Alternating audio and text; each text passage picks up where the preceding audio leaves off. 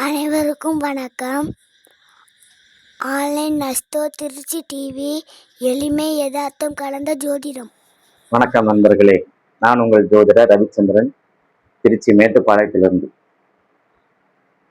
தினசரி பயனுள்ள வீடியோக்களை போட்டுட்டு வரோம். அந்த வகையில் இன்னைக்கும் ஒரு முக்கியமான ஒரு வீடியோ.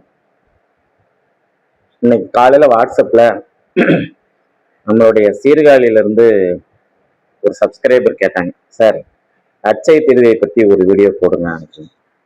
ஓகே, போடலாம் அப்படின்னு. சரி, அச்சய திருதியை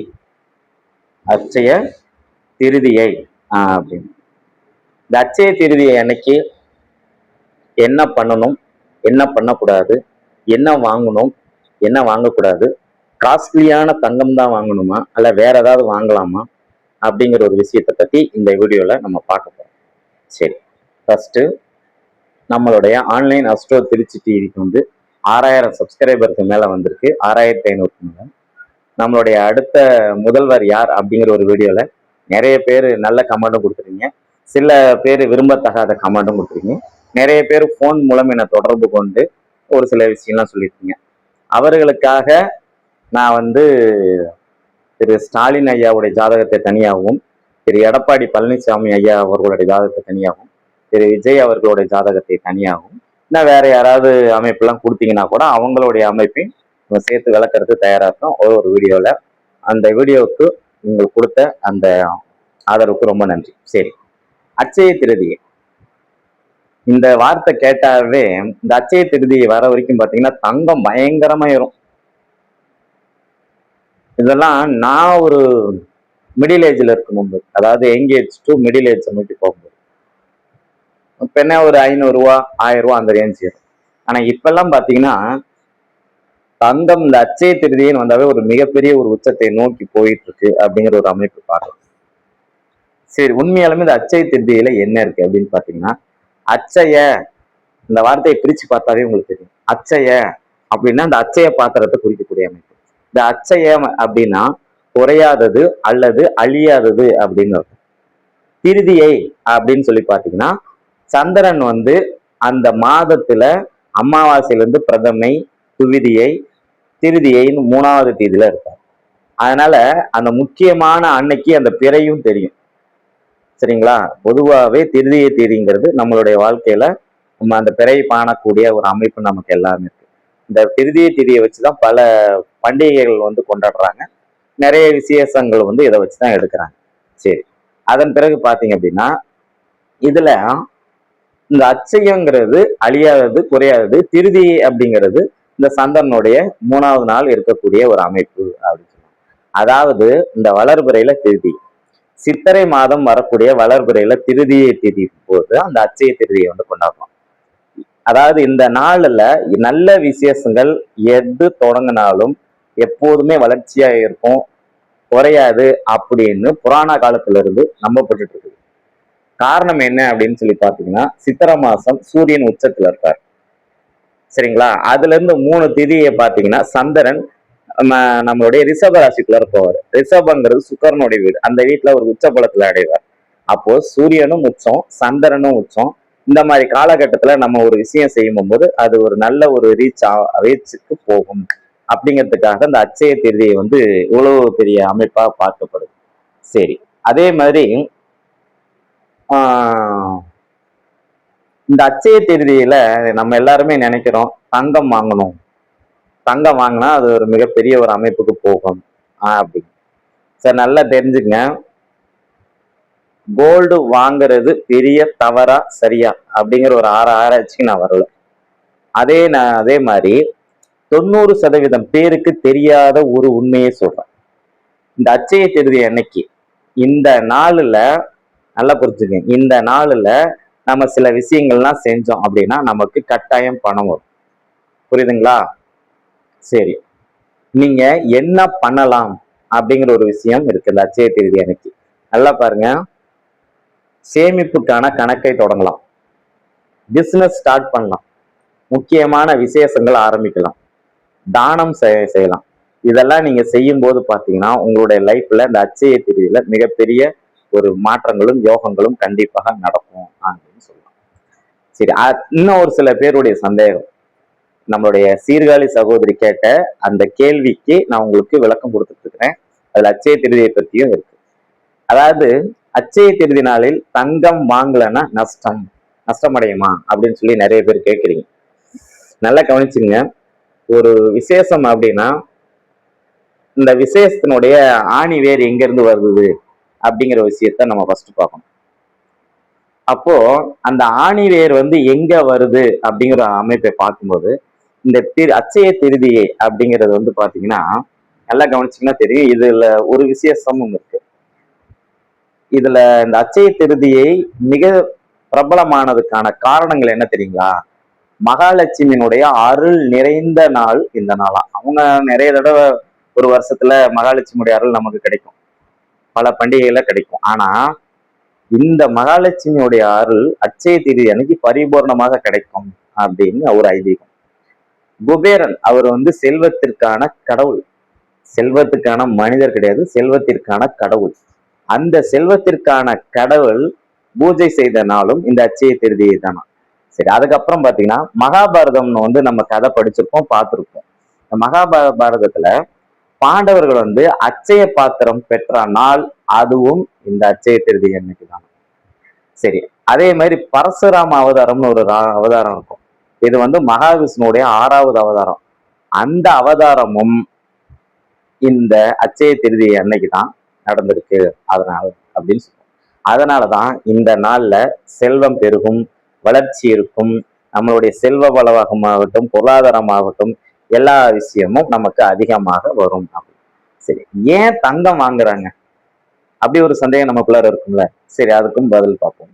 தங்கம் நம்மளுடைய செல்வத்தின் அடையாளம். ஜோதிடத்தில் தங்கம் அப்படின்னா பியூர் தங்கம் சூரியன், கட்டி தங்கம் சூரியன். ஆனா நகையாக அதுல ஏதாச்சும் ஒரு அமைப்பு சேர்ந்து அது நகைக்கான ஒரு அமைப்பாக மாறும்போது அங்கே குரு பகவான் வந்துருவார். அது அணிகலனா மாறி நம்மளுடைய பெண்கள் பயன்படுத்தும் போது அது அங்கே சுக்கிரனாக மாறிடும். நல்லா புரிஞ்சுங்க. ஒரு தங்கம் அப்படின்னா தங்க நகை அப்படின்னா குரு தான். ஆனா அந்த பியூர் கோல்டுக்கு சூரியன் தான். ஆனா இதுலயும் நிறைய பேருக்கு சில கருத்து வேறுபாடு இருக்கு.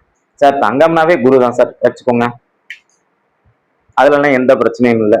அப்போ நீங்க அச்சய திருதி அன்னைக்கு தங்கம் வாங்கினீங்கன்னா குரு பகவானுடைய பரிபூர்ண அருள் உங்களுக்கு கிடைக்கும்னு அர்த்தம். அதே மாதிரி அந்த நகையா வாங்கும் போது பாத்தீங்கன்னா சுக்கிர பகவானுடைய அருள் வேணும். அப்ப குரு பணத்தை கொடுக்கக்கூடியவர், பொருளாதாரத்தை கொடுக்கக்கூடியவர், வளர்ச்சியை கொடுக்கக்கூடியவர், கௌரவம், அந்தஸ்து, மரியாதை, புகழ் இந்த மாதிரி அமைப்பை தருவார். சுக்கிரன் மனைவி, சரிங்களா? அதுக்கப்புறம் பாத்தீங்கன்னா ஆடம்பரமான வாழ்க்கை, காரு, நம்ம செலவு செய்யக்கூடிய கிரகம் சுக்கிரன். அப்ப அந்த சுக்கிரன் பெண்கள், அப்ப பெண்களுக்கு செய்யக்கூடிய அமைப்பு. அதனாலதான் இந்த தங்கத்தின் மேல நமக்கு இவ்வளவு அமைப்பு வருது. தங்கம்னா குரு, பணம்னாலும் குரு. அப்ப தங்கம் வாங்கி வச்சா நமக்கு வீட்டுல பணம் நிறைய சேரும் அப்படிங்கிறது இந்த நாள்ல நம்ம சொல்லக்கூடிய ஒரு விஷயம். சரி, இதே நாள்ல காசு மட்டும்தான் நிறைய வருமா சார், வேற எதுவும் பண்ணக்கூடாது அப்படி சார்? நல்லா கவனிச்சு பாருங்க. இந்த ப்ரொமோட்டர்ஸ்காரங்கெல்லாம் விளம்பரப்படுத்துவாங்க, இந்த பிளாட் போடுறவங்க, வீட்டு மனை விற்பனை செய்யறவங்க எல்லாம் பாத்தீங்கன்னா அச்சய திருதி அன்னைக்கு ஒரு ஆஃபர் போடுவாங்க. நீங்க இந்த அச்சய திருதி அன்னைக்கு எங்க பிளாட் வாங்கிக்கிங்க, ரொம்ப ரொம்ப விலை கம்மி அப்படின்னு.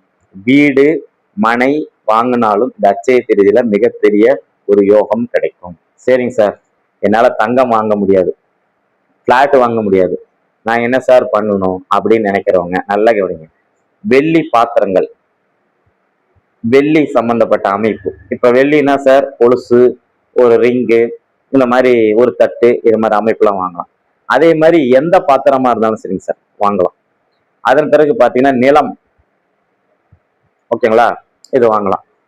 அதன் பிறகு பாத்தீங்கன்னா ஏதாவது ஒரு நல்ல விஷயத்தை தொடங்கினால் கண்டிப்பாக இந்த காலகட்டத்துல மிகப்பெரிய ஒரு யோகம் நமக்கு வந்தே தீரும் அப்படிங்கிறதுல எந்த மாற்று கருத்தும் இல்லை. சரிங்களா? சரி, அதே மாதிரி பாத்தீங்கன்னா இந்த அச்சய திருதி அன்னைக்கு சீக்கிரமா காலையில எழுந்து குளிச்சிடணும், வீட்டுல பூஜை செய்யணும், லட்சுமி குபேரன் படங்களை வைத்து தீபம் ஏற்றணும். இதெல்லாமே நம்ம செய்யணும் அப்படின்னு அர்த்தம். ஏன்னா இதெல்லாம் செஞ்சுட்டு நீங்க அச்சய திருதி அன்னைக்கு நீங்க ஏதாவது ஒரு பொருள் வாங்கும் போது அது மிகப்பெரிய யோகமா மாறும். நம்ம செய்ய வேண்டியதை அன்னைக்கு அன்னதானம் செய்யணும், ஏதாவது ஒரு வகையில தானம் செய்யணும், ஏழைகளுக்கு உதவி செய்யணும். புதிய வேலை தொடங்கலாம், பிசினஸ் தொடங்கலாம், முதலீடு இன்வெஸ்ட்மெண்ட் போடலாம். அதற்கும் இந்த அச்சய திருதி மிகப்பெரிய ஒரு யோகா அமைப்பை கண்டிப்பாக தரும் அப்படின்னு. சரி, என்ன செய்யக்கூடாது அப்படின்னா, சண்டை போடக்கூடாது, அன்னைக்கு யார்கிட்டையும் கோபப்படக்கூடாது, பொய் பேசக்கூடாது, பிறர் மனசை காயப்படுத்தக்கூடாது. அந்த நாள்ல எல்லாத்துக்கும் பாசிட்டிவான ஒரு எனர்ஜியை மட்டும்தான் நம்ம செய்யணும். இதுதான் இந்த அச்சய திருதியுடைய சுருக்கம். சரிங்களா? இது தமிழ் மாதத்துல சித்திரை மாதம் வரும். அந்த சந்திரன் சுக்ல பட்சத்துல 3வது இதுல வளர்பிறை தேதியில இருக்கும். வருஷந்தோறும் ஏப்ரல் அல்லது மே மாசம் இந்த 2 மாசத்துக்குள்ளார ஒரு ஒரு நாள் கட்டாயம் இதனுடைய இந்த அச்சய திருதியை வரும் அப்படின்னு சொல்லணும். சரி, கடைசியா பாத்தீங்கன்னா ஒரு நாள் ஒரே ஒரு விஷயம், அச்சய திருதி நாள்ல தங்கம் வாங்கலைன்னா நஷ்டம் எல்லாம் கிடையாது. சரிங்களா? அச்சயம்னா குறையாது. இந்த நாளில் தொடங்கக்கூடிய நல்ல விஷயங்கள் எதுவும் வாழ்க்கையில வளர்ச்சியை தரும். ஒரு புதிய நிறுவனங்களை தொடங்குங்க. ஏதாவது ஒரு புதிய முயற்சி எடுத்தீங்கன்னா அதை எடுங்க. சொத்து விற்கலைன்னா அந்த சொத்து விற்கிறதுக்கான ஒரு முயற்சி எடுங்க. அதே மாதிரி சொத்து வாங்கணும் அப்படின்னாலும் அதற்கான முயற்சி எடுங்க.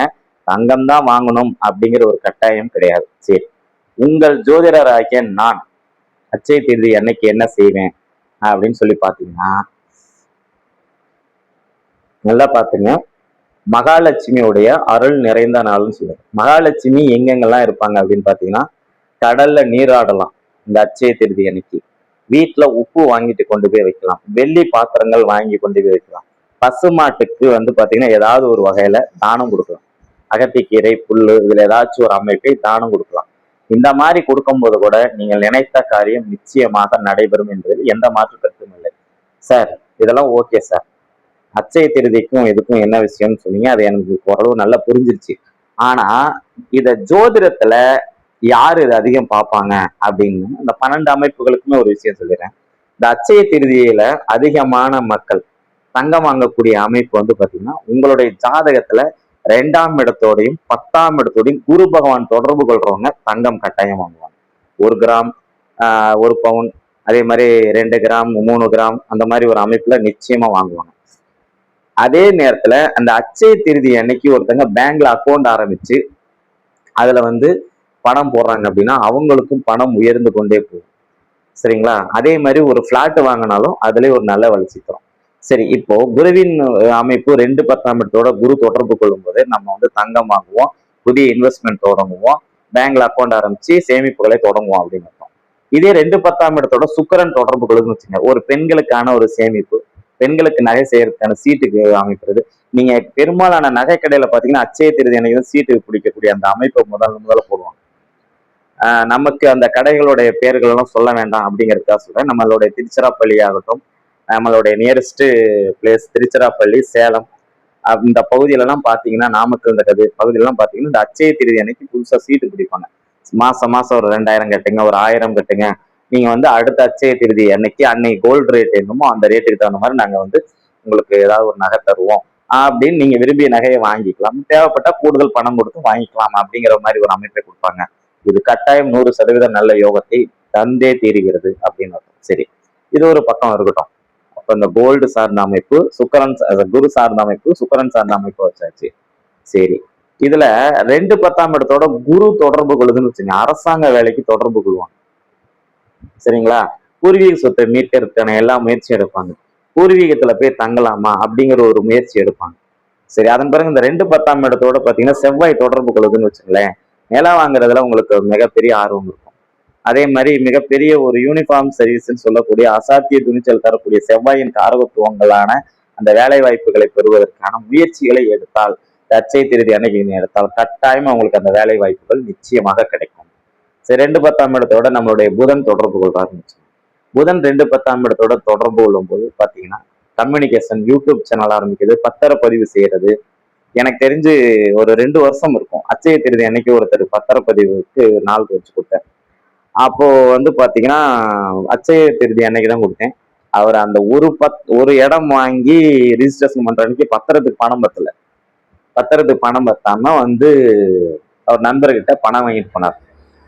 ஆனா போன வருஷம் ஆகட்டும், இந்த வருஷம் வரக்கூடிய திங்கட்கிழமை, அதாவது 20ஆம் தேதி வருது, ஏப்ரல் மாதம் 20ஆம் தேதி வருது. சரிங்களா? இந்த ஏப்ரல் மாதம் 20ஆம் தேதி இந்த வருஷம் வருது. இந்த 20ஆம் தேதி பத்திரப்பதிவு வச்சிருக்கிறார். நல்லா பாருங்க. 2 வருஷத்துக்கு முன்னாடி ஒரு டாக்குமெண்ட் ஒரு இடத்த பதிவு பண்ணும்போது அவர்கிட்ட காசு இல்லை. ஆனா இப்ப போன வருஷமும் பதிவு பண்ணியிருக்கிறாரு, இந்த வருஷமும் பதிவு பண்றாரு. அந்த அச்சய திருதியை அந்த அளவு வந்து வளர்ச்சியே தரும். ஏன்னா சூரியன் உச்சம், சந்திரனும் உச்சம் அப்படிங்கிற ஒரு அமைப்பு கண்டிப்பாக தருது.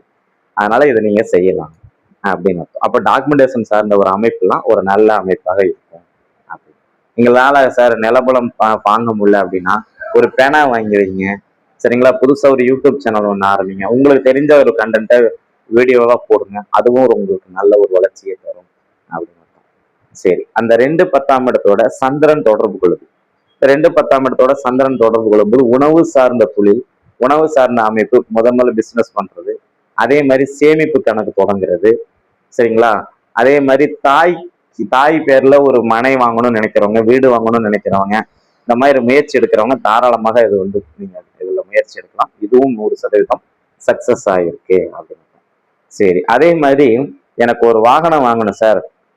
அந்த வாகனம் வந்து எனக்கு புது வாகனம் தான் வாங்கணுமா, பழைய வாகனம் வாங்கினா எனக்கு சரியா இருக்காது அப்படின்னா, நீங்க புதிய வாகனம், பழைய வாகனமோ, பழைய வீடோ, பழைய சொத்தோ எது வேணாலும் வாங்கலாம்.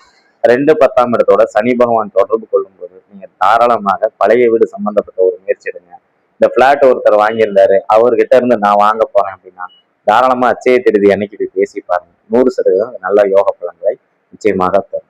2 10ஆம் இடத்தோட நம்மளுடைய ராகு கேதுகள் தொடர்பு கொள்ளும் போது நீண்ட சொத்துக்களும், நல்ல ஒரு உடல் அமைப்புகளும், உலகத்தை அனுபவிக்கக்கூடிய ராஜயோக அமைப்புகளும் கட்டாயம் இந்த அச்சய திருதியினால் நல்லதொரு மாற்றம் கிடைக்கும். கேது இந்த அச்சய திருதியை அன்னைக்கு பார்த்தீங்கன்னா உங்களுடைய ஜாதகத்துல 2 10ஆம் இடத்தோட கேது தொடர்பு கொண்டு அந்த கேதுவின் அமைப்பு உங்களுடைய ஜாதகத்துல இருக்கும்போது அச்சய திருதியை நம்ம பெருசா விரும்ப மாட்டோம். அது போல கோயிலுக்கு போவோம், மகாலட்சுமி வழிபாடு செய்வோம். அதனாலையும் நமக்கு ஒரு மிகப்பெரிய ராஜயோக அமைப்புகள் இருக்கும் அப்படின்னு.